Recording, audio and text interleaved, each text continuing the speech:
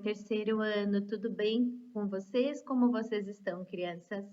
Vamos lá então para a nossa aula de ciências, dando continuidade à unidade 8 sobre o uso, né? O que fazemos com o uso do solo, de que forma isso acontece.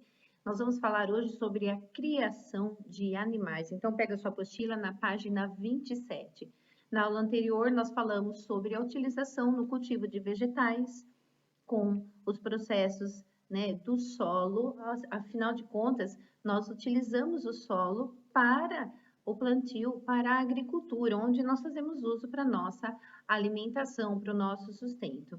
Na criação de animais, o solo também é essencial para a criação de animais, como bois, vacas, cavalos, ovelhas, porcos, cabras, galinhas e tantos outros.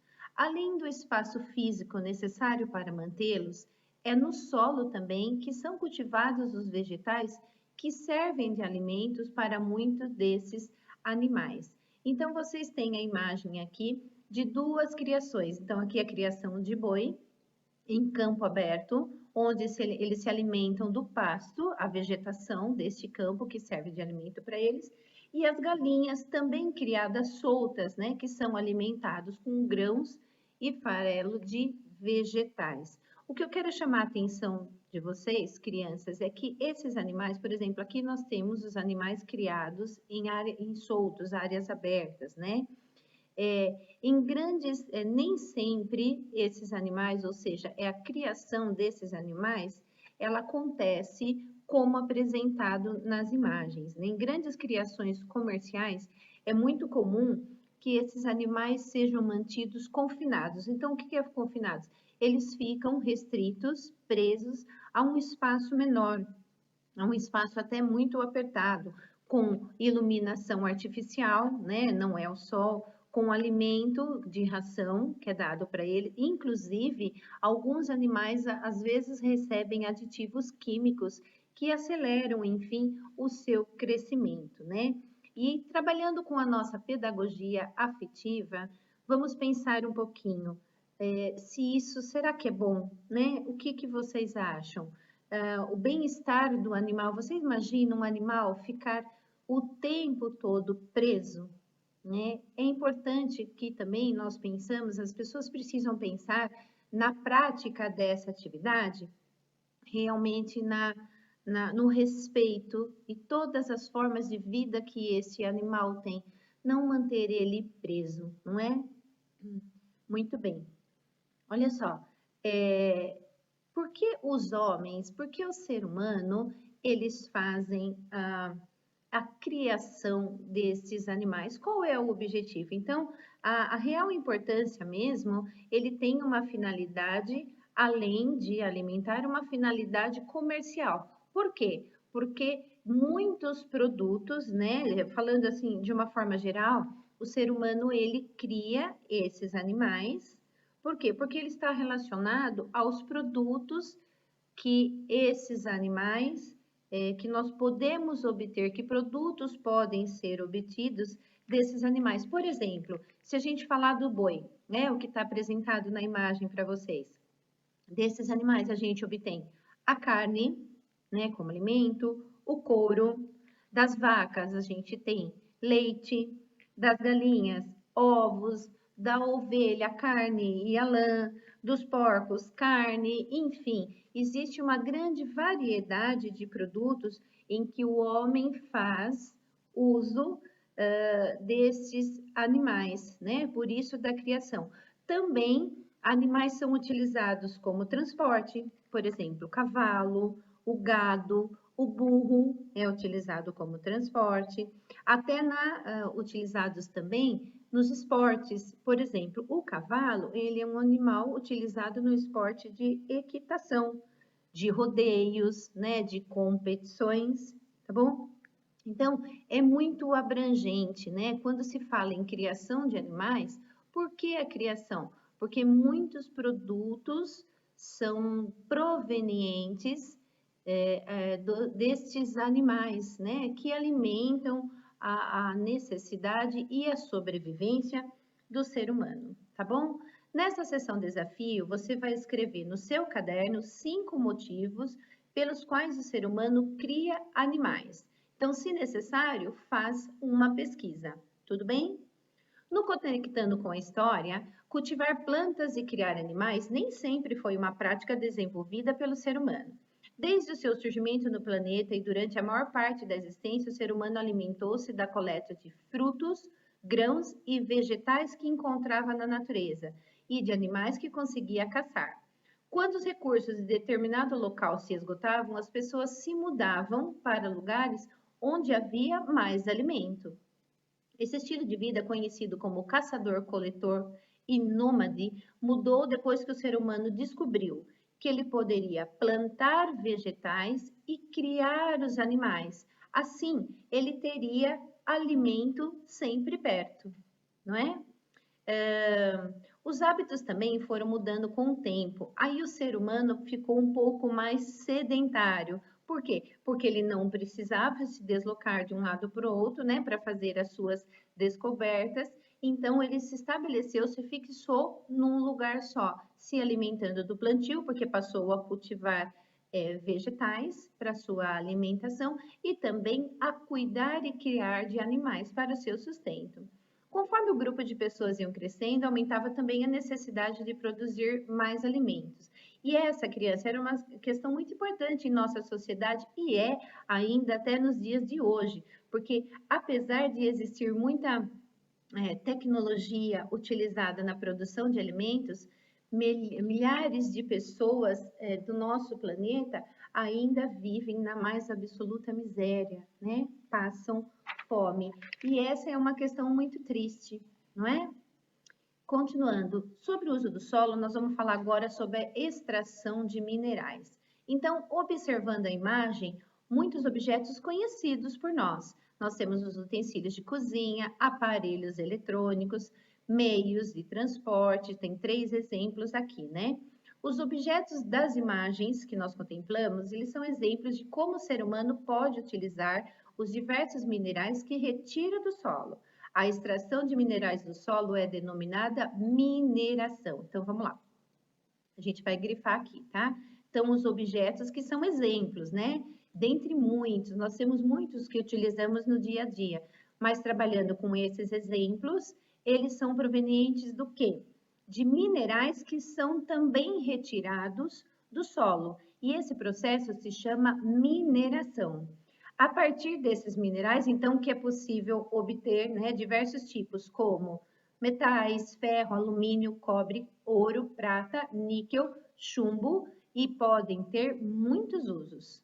Por meio da mineração, é possível obter também minerais úteis para a fabricação de medicamentos, como o iodo, o cálcio, o flúor e o magnésio. Vamos deixar grifada aqui, importante essa informação.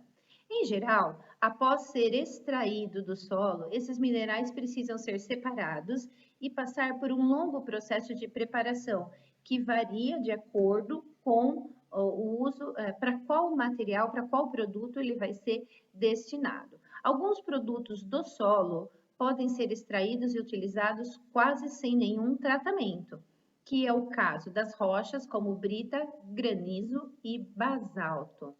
Vamos deixar grifadinho aqui também esta informação. Tudo bem? Então, olha só, rochas utilizadas para reduzir a força das ondas nas áreas urbanas, né? Então, elas são colocadas aqui como barreiras no seu estado natural, sem passar por nenhum outro processo, e ela é utilizada como barreira, tá bom? Cuidados necessários. Depois de tanta utilização, né, que o homem faz através da agricultura, da criação de animais e da extração de minerais, claro que é necessário cuidar do solo. Como você pode perceber, né, ao longo da unidade que estudamos, o solo é um recurso essencial para os seres vivos. Por isso que é muito importante que a gente deva preservá-lo. Das atividades que o ser humano realiza, mesmo aquelas que são essenciais para que ele sobreviva, para a sua sobrevivência, pode-se provocar danos ao solo e ao ambiente. E, infelizmente, quem vai sofrer as consequências deste mau uso é o ser humano. Vamos conhecer alguns problemas relacionados ao uso do solo e refletir sobre uma maneira de preservar esse recurso. Então, vamos lá. Danos causados pelo uso do solo. O uso frequente do solo para as plantações, especialmente em áreas grandes, pode tornar, né, o solo cada vez mais pobre. Para remediar essa situação, é comum que os agricultores utilizem adubos e, geralmente, adubos químicos. Outro problema comum com a plantação, né, de presença de pragas e doenças que afetam a saúde da planta e acabam prejudicando também o solo, né? Por quê? Porque para resolver essa situação, o que os agricultores fazem? Eles costumam utilizar agrotóxico e esses produtos químicos, eles eliminam as pragas, mas eles acabam se acumulando na planta e no solo. E quando vem as chuvas, essa água escorre, infiltra no solo, né? E acaba contaminando essa água, enfim, prejudicando o solo, causando mal para a saúde das pessoas. Por quê? Porque as pessoas consomem esses alimentos contaminados e esta água também, tá bom? Uma sugestão importante aqui para resolver talvez a questão dessa preservação e desse maltrato, mau uso do solo, é para que se evite o empobrecimento do solo, a perca de nutrientes, os agricultores fazerem uma rotação, né, da agricultura. Então, plantar em determinados espaços, ora sim, ora não, e não sempre no mesmo lugar, a fim de esgotar os nutrientes daquele solo. A criação de animais também pode resultar em danos ao solo e ambiente, principalmente quando se trata de grandes rebanhos. Então, os grandes rebanhos, além de eles ocuparem enormes áreas, muitas vezes para fazer esse passo é retirada a vegetação original, como as florestas, para o pasto. Por quê? Porque serve também de alimento para os animais. Outro problema é a presença constante de muitos animais que pode compactar o solo, ou seja, torná-lo cada vez mais rígido, mais duro, com pouca capacidade de armazenar água e ar. Então, o solo, quanto mais ele for compactado, mais não fértil ele fica. Por quê? Como ele é duro, né, a planta tem dificuldade de colocar as suas raízes, que fixa a planta, enfim, da infiltração de água, da circulação de ar, o que deixa o solo sem nutrientes e muito fraco. Por isso, a sugestão, lembra que nós falamos na aula anterior, a questão de uma das técnicas de usar o arar, né, a aração, né, que vai afofando essa terra a fim de que ele não fique tão compactado. A mineração também é uma atividade que pode causar sérios problemas ao solo e ao ambiente em geral. Então, vamos grifar aqui. Para conseguir extrair os minerais, muitas vezes é preciso remover grande quantidade de solo e de rochas, o que forma um grande buraco e altera a paisagem. Olha só aqui uma área de mineração, né? Um enorme buraco, onde foi tirado tudo, parece que foi cavocado, né? Um grande buracão. Como consequência, o que acontece? O solo ele fica fragilizado. Então, ele pode oferecer riscos às pessoas e aos seres vivos, né? Também ela provoca a prática da mineração, ela provoca a contaminação da água e do solo. Por quê, Tia Rê? Porque o processo de mineração, ele libera muitos resíduos que ficam depositados nesse ambiente. A construção de cidades, né, e é outra atividade humana que pode alterar o solo e trazer prejuízos às pessoas e aos demais também seres vivos. Na cidade, o solo original, geralmente, ele é coberto pelo calçamento, asfalto, as calçadas, né? Outros materiais que são impermeáveis. Então, o que é impermeável? Ele não permite a passagem da água. Então, dessa forma, o solo ele não consegue absorver a água natural, a água das chuvas, né? Enfim, e como consequência, o que acontece? Ela vai se acumulando. Quando acumula, causa alagamentos e enchentes. Então, a gente pode observar que, de uma forma ou de outra, o uso incorreto desse recurso, a não ser que você pense em ações de cuidar e de preservar, sempre há um prejuízo para o próprio ser humano, né, pessoal? Falando sobre a erosão do solo. Então, o que é a erosão do solo? A erosão do solo, ela é um fenômeno que ocorre quando as partículas do solo, então vamos lá, as partículas do solo são carregadas pela ação do vento, da água para outros lugares. Dependendo da força e da frequência do vento ou da água atuam, eles podem formar grandes buracos ou fendas, alterando a superfície do solo, tá bom? Ações humanas podem provocar ou acelerar a erosão do solo, dentre elas a retirada da vegetação natural. Foi quando a Rê falou lá para vocês na questão das pastagens, né? Da criação de animais. Eles retiram a vegetação natural para abrir para grandes áreas para pastos, a fim de alimentar e de criar o animal. Mas essa falta de vegetação deixa o solo desprotegido, né? Desprovido de qualquer segurança. Então, o que acontece? Quando há uma quantidade de chuva no solo, ele não tem proteção, ele não tem a capa de vegetação. Essa água vai infiltrando e acaba levando as partículas de rocha e de terra para outros lugares, o que acaba causando um desmoronamento, né? Ele faz grandes buracos no solo. Em muitos casos, as partículas do solo que sofrem erosão são carregadas pela água da chuva ou dos rios mais próximos. O acúmulo de grande quantidade de solo no fundo do rio pode alterar seu volume de água e prejudicar os seres vivos que ali vivem.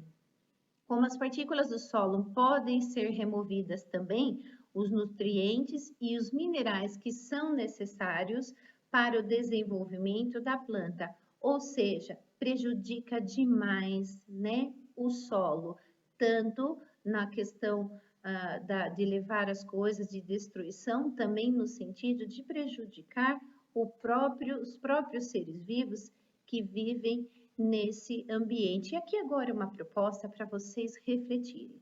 Imagina, faz de conta que você é o dono de uma propriedade rural que sofreu erosão do solo, semelhante a essa daqui. Tudo bem? O que você faria? O que poderia ser feito para tentar recuperar o solo e evitar que essa erosão continue ocorrendo? O que você faria? Então, aqui é uma proposta de reflexão quanto à situação de não deixar realmente que aconteça esse tipo de consequência que traz tantos prejuízos ao ambiente e ao ser humano, tá bom? Na página 32 e 33, pessoal, aqui nós temos uma atividade prática, tá bom? Que vai levar vocês à observação da questão da proteção do solo. Então, as duas garrafas, uma com solo desprotegido e o outro com vegetação. Se você não tiver alpiste, você pode colocar bastante folhas, como você pode também colocar pedaços de grama, tá bom? Colocando uma vegetação sobre o local. E aí, depois de você observar o seu teste, você pode responder as questões 1, 2 e 3 do nosso livro. Tudo bem, pessoal? Combinado? Muito bem. Leiam novamente os textos explicativos e manda para a tia Rê para poder acompanhar vocês. Um beijo, pessoal!